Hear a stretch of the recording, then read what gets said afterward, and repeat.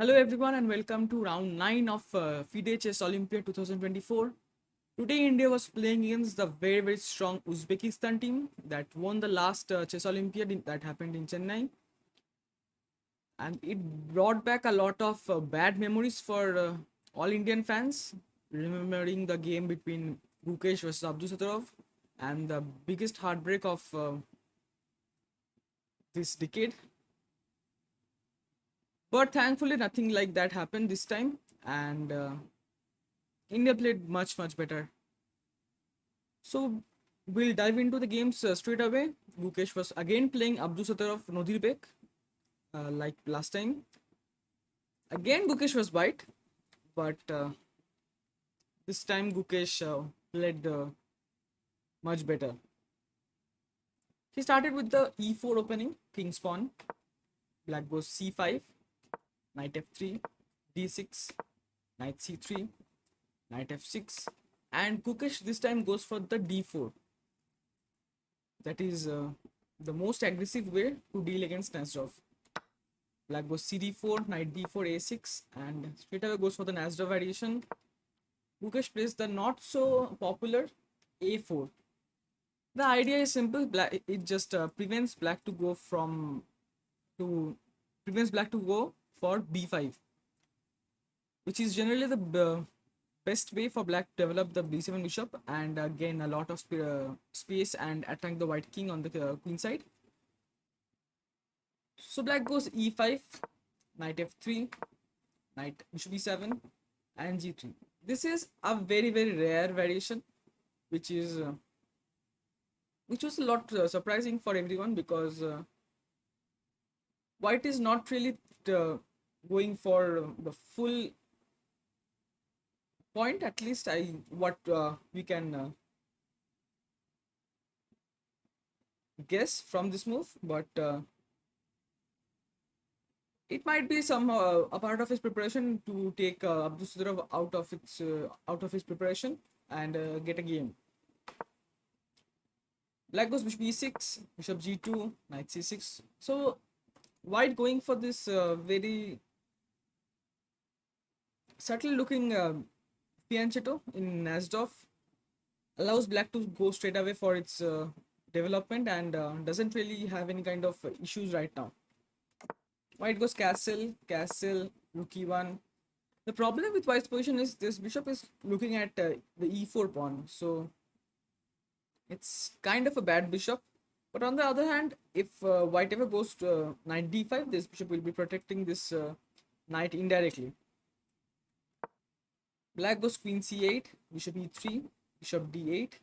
A very natural maneuver in Nazdorf. The bishop goes for a5, a very strong diagonal rather than being on e7 as a very big pawn. White plays bishop g5, 8-6. White just takes the knight. And now this setup makes a little bit of sense. Bishop is very bad, but still it is a white color bishop, and the d5 square is very weak. The white is going to jump to d5 anytime, and now all the plans will be regarding taking over the d5 square. White really wants to exchange this light square bishop so that the grip on the d5 square becomes much more powerful, but it's not that easy. Gukesh goes knight d5, bishop d8, protecting against knight b6. White goes c3, knight e7, knight e3. White doesn't really want black to take on d5 and put white's pawn on d5. So he just moves back. Black plays queen d7, threatening some kind of d5 ideas in the future. White goes a5, bishop c7, knight d2. So this is based on the idea that white wants to go to c4, open up this bishop to cover the d5 square, stop any kind of d5 in the future. And also the knight on c4 is very well placed because b5 is not really coming ever till the a5 pawn is there. So black immediately goes b6, ab6, bishop b6, knight c4, bishop e3, knight e3. Black has managed to get rid of the black square bishop, which is generally considered the bad bishop in Asdorf. But with the exchange, black has also given up its bishop pair, and so white doesn't really have much to be afraid of now. Black goes a5, white goes bishop f1. He finally brings the bishop out of this bad diagonal. Black goes rook b8. So this turned out to be a very good Nasdaq for black without any kind of weaknesses. The queen side has opened up. White doesn't have any kind of progress in the king side. White goes queen d2, protecting the b2 pawn. Queen c7. And finally white goes b4, trying to create some kind of a pass pawn on the queen side. Black takes ab4, cb4, rook a1, rook a1, and knight c6, hitting this pawn, threatening knight d4 if white goes b5, threatening another very nasty fork. But white just goes knight c2, stopping both the threats, knight d4 and knight b4. Black goes knight f7, stopping white from pushing the pawn to b5 with this support. And white says I'll still push the pawn, so I bring my knight here. But black again says I'll go back then to c6, threatening to go knight d4. So white just goes back and they repeat the moves and take a draw here. So I think this is a pretty good result for white. I mean Gukesh here, because the strongest player of Uzbekistan team is of course Nodirbek, and neutralizing him is always a very good thing, even though it costed us a white. So we move on to the next game, that is between Praggnanandhaa and Sindarov. So Sindarov is a very strong grandmaster with a rating of 2677. He's almost as young as Praggnanandhaa, if I'm not wrong, and he was part of the same team that won the last chess Olympiad. So here Praggnanandhaa was black, but he is generally very solid, so we shouldn't be afraid of anything. Sindarov goes for the e4. Prag plays e6, d4, d5, e5, c5, and c3. So Praggnanandhaa goes for the French defense, and white plays the advanced variation, which is becoming very popular nowadays. Black plays knight c6, knight f3, queen d6, a3. a3 is a very nice idea, going for b4 and just almost stopping black's any queen side advances. Black goes bishop d7, b4, cd4, cd4, rook c8. So black says you have wasted two moves getting the pawns off the board, but now I have almost completed my queen side development. I am kind of ready to strike with a5. But white plays bishop e3, black goes knight h6, threatening to go f5 and hit this too. White goes bishop d3, knight g4, knight d2, bishop e7. So black just keeps an eye on the e3 bishop and will take it if white ever plays h3. White goes queen e2, black immediately takes fe3, knight b8. So this is an idea based on going rook c3 or even a6, bishop b5.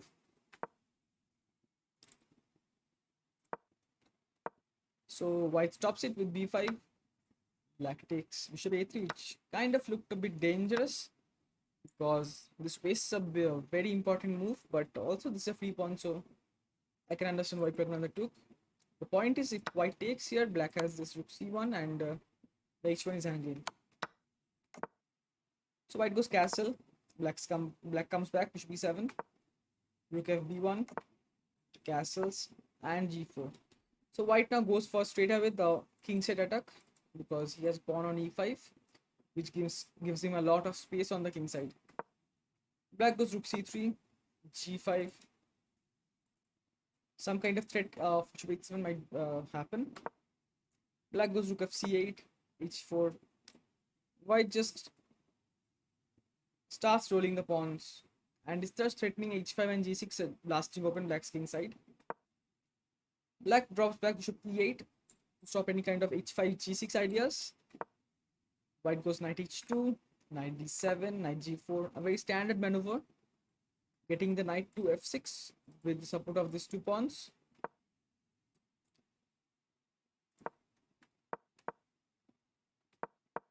Black just moves away from g8. White also moves away so that the rook can always come to g file and start the attack. Black goes knight f8, knight f3, rook a3. Rook a3 is a very interesting move because although it exchanges one piece, but the a1 rook was not really doing much, although the c3 rook was very active. So very strange decision from Praggnanandhaa. White takes on a3, bishop a3, knight f6. So I think here White should have directly gone for h5, h6 ideas and get the knight to f6 with the dark square weaknesses. But he goes knight f6 first. Black plays queen d8. He just brings the other knight to g4. But the problem is this knight is defending the h5 square h7 square very well, and it will not be easy to break open Black's king side. So Black comes back bishop e7, rook f1, rook c3. So rook c3 is a very nice move, threatening some kind of rook d3 in the future, which will just kill White's all kind of ideas of mating Black. But Black doesn't really need to capture it now.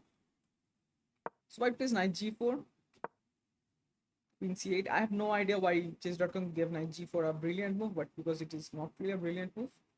Queen c8 is also a nice move, threatening rook c1, exchanging the last pair of rooks, which will kind of ease Black's pressure. White takes on e8, queen e8, king g2, and Black goes bishop a3. This also creates a square for Black queen on e7, threatens rook c1. An interesting variation here might be like e4. Black can go rook c1, bishop c1, knight f6, and here Black just takes here. And surprisingly enough, that this c1 bishops comes to h6 to stop any kind of queen g7 mate. So White plays king h3, queen e7, rook f3, king g8, just a waiting move. Rook g3, king h8, rook f3, king g8, rook g3, king h8, rook f3, king g8, and they just take a draw here because White doesn't really have much to do, because h5 runs into queen g5. He goes knight f6. Black can just take here, gf6 and queen b4. If White goes rook g3, Black can just stop this file totally with knight g6, h5. Then Black can just run away with the king, and there is nothing. This might even become a little bit risky for White. So White doesn't do anything of this and takes the draw. So the top two boards end in a draw, and we are at a very good position with the Arjun's board going on. So we move on to the next game, that is Arjun versus Vukidov Shamshidin. Here again, Arjun is a very big favorite because he's almost 130 rating points up than Vukidov.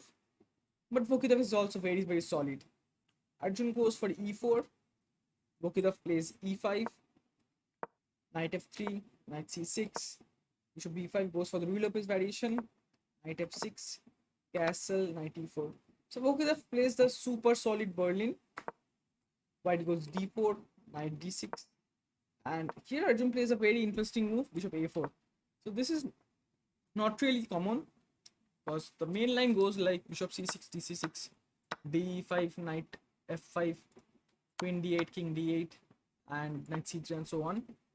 This is one of the major lines that happened between Kramnik and Kasparov, and Kramnik is a very big expert in this line, and as Kramnik is also the coach of Uzbekistan team, it's kind of expected that one of the players would play this.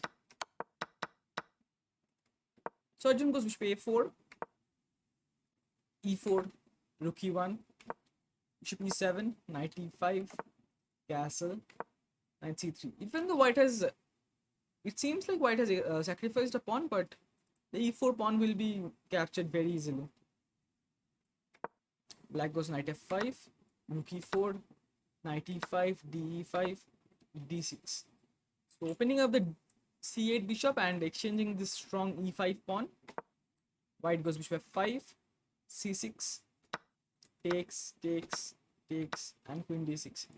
This might look very drawish here because 3 pawns on the queen side, 3 pawns on the king side, and the f5 knight is very strong. The bishop is coming to e6. White doesn't really have much. The c6 pawn is also covering this c3 knight very well. But the problem here for black is not really getting bishop a6. White is immediately going to play bishop b3 and get this strong diagonal, and it is also stopping black from playing bishop e6 because white can just take and just isolate black's f pawn.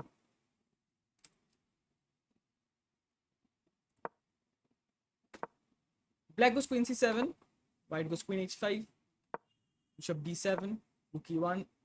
So all now white's pieces are developed and looking at black king, threatening something might be, but nothing immediately though. Rook a d8, g4, knight d6, rook d4, bishop c8. So this knight on c6 is very strong here, covering white from going to e4 and also protecting the f7 pawn. White goes rook e d1, rook d7, rook 1 d3, knight e8, rook d7, bishop d7, and knight e4. So now this looks like a very solid position for white. The knight has finally jumped to e4, threatening some kind of knight g5 ideas, hitting h7, hitting f7, stopping black from going knight f6 or knight d6. This bishop is restricted so well by the bishop and this pawn. And as this knight can't move, this rook also can't move, and this queen doesn't really have any much square to the go because this d7 bishop is hanging. So black plays h6. Here I think white had a slight chance of going something like queen h4, threatening g5. But even after bishop e6, I think black would have managed to hold a draw, but white had a very solid pressure. The problem with direct g5 is black can go bishop f5 here, hitting this e4 knight and pinning this knight also. So if white goes something like g6, black can take here, gf7, rook f7, queen f7, queen f7, bishop f7, king f7, rook d7, and just king e6. With 2 pieces against this rook, even though this pawn is falling, black can easily hold a draw. So white went queen g6 here, a slightly inaccuracy. Black goes c5, white takes, bishop g4, queen g4, queen c5. So white has managed to exchange this d7 bishop for the knight, and it turns out white has this very strong bishop now, which might go to d5 in the future and be a spider in the position. But black has also this strong knight now who is ready to jump to f6 and have a lot of control in the squares. White goes queen d4, queen a5, rook g3, b6, king g2. So with the threat of queen g7, white is kind of paralyzing black's e8 knight. So if he went to something like knight f6, white can just take here because of the pin. So after king g2, black plays queen f5, threatening knight f6 so that white can't take. White plays queen g4, black plays queen f6, c3, knight d6. Finally develops the knight. Rook f3, queen e7, queen f4, rook d8, and black has managed to get all his pieces out and should be very fine here. White goes bishop d5, king f8, c4, rook c8. Keeping an eye on the c4 pawn here. Some kind of threat might be there. Take on c4 after black goes queen g5. White stops it with h4, rook c7, b3. Here Rokitov blunders in one move, which is very surprising. Here Arjun could have immediately won the game with the brilliant bishop f7.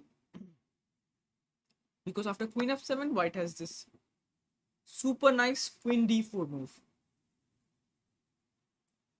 just getting away from the f4 square, opening up the f3 rook, pinning the queen and king. So black has to go knight f6 here, and here white can go for the very nice queen d8.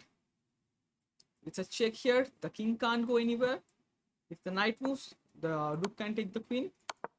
If the queen moves, white just takes the c7 rook. So here Arjun missed a very easy win actually for his standard, because bishop f7 immediately wins, but we can't really blame him as he only had 2 minutes on the clock. He plays rook e3, queen d8, rook d3, knight f6, bishop e4, queen e7. I think now Arjun was happy with a draw, but Rukitov was trying for something more. White goes bishop f3, rook c8, king f1, king g8. Now the problem for white is, even though he has a majority on the queen side and a very strong bishop, the white king is pretty weak, and the pawn structure of the king side is also ruined. White plays queen d6, black plays king f8, white takes, king e7, bishop e2, black plays a5. So white has managed to exchange the queens here, so the white king won't be much of a trouble. But the problem here is this knight is very strong. There's a kind of a blockade on the majority of this queenside pawns, but white still has slight edge because of the bishop. White plays a3, rook c7, king e1, rook c5, rook e3, king d7, and b4. White starts pushing the queenside majority and tries to create some kind of pass pawn in the future. Black goes rook f5, rook d3, king c7, but as the king has already reached the c file, I don't think white has any way of creating anything more. White goes rook d5, g5, hg5, hg5, f3, knight d7. Now knight comes to e5. From there he can jump to f4 or keep an eye on the c4 pawn and the f3 pawn. White plays king f2, ab4, ab4, knight e5, hitting this. White goes rook e4, knight c6, and finally white has to go b5, which is not really ideal because now the c5 push will be almost without any power, or at least, because black can always take here with the rook or the pawn, and then black can just come to b6 and blockade the b5 pawn. So Rokitov goes knight e5, king e3, knight g6, rook d4, rook e5, king f2, and knight f4. I think now Arjun was feeling a bit of pressure here because he doesn't really have any kind of winning chances anymore. It's just clear. These three pawns are on the white square, and black has a very nice blockade on both the pawn majorities. And with the knight coming to c5 maybe in the future, white can be in a bit of a trouble. White goes bishop f1, rook e8, rook d1, rook a8, rook e1, rook c2, king g1, knight g6, just stopping this e7 entry. White goes bishop d3, knight f4, bishop f1. So it's clear that white is just happy with the draw here, but black tries for something more. But after rook e7, rook d7, rook e5, f6, rook f5, rook d6, white gets in c5 finally, getting rid of the backward pawn, never really allowing black to go to knight c5, and it's just a draw here.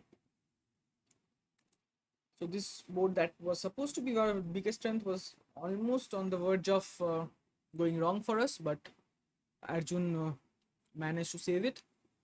And with this, India actually drew Uzbekistan because the last game actually finished first. We finally move on to the last and final game, that is between Vidit and Vakhidov Jakhongir. Vidit was actually much higher rated than him, but we all know that he's way underrated.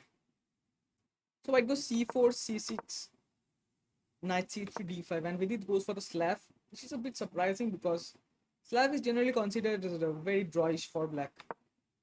White goes d4, knight f6, cd4, cd4. Slav might be a good option when white is trying for a win, but when white is happy with a draw, I think slav is not really great. But actually, I think Vidit also didn't want to go for something crazy and turn out dangerous for him. So white goes bishop f4, knight c6, e3, bishop f5, queen d3. Actually, Vidit is also a very big expert on these Slavic variations with white, so he knows all this stuff. Knight a5, queen a4, bishop d7, queen c2, rook c8, bishop d3, and e6. This is all very common theory. White manages to get the bishop behind this pawn chain with this queen b3, queen a4 maneuver. But this costs white a couple of moves, which helps black to go get this bishop out and rook to c8. White goes knight f3, bishop b4, castle, castle, a3. Here Vidit, I think, knows all his stuff. Just go straight away for bishop c3, bc3, and knight e4. He has 1 hour 26 minutes here, so it's clear he was still in his preparation. White takes bishop into e4, d into e4, queen into e4. So black has managed to get rid of the very dangerous white bishop on d3 for this not really great knight on f6. White takes on c3, bishop d6, rook e8, bishop b4. So this maneuver is very nice for white. Gets the bishop to this nice diagonal and even threatens some kind of bishop a5 in the future.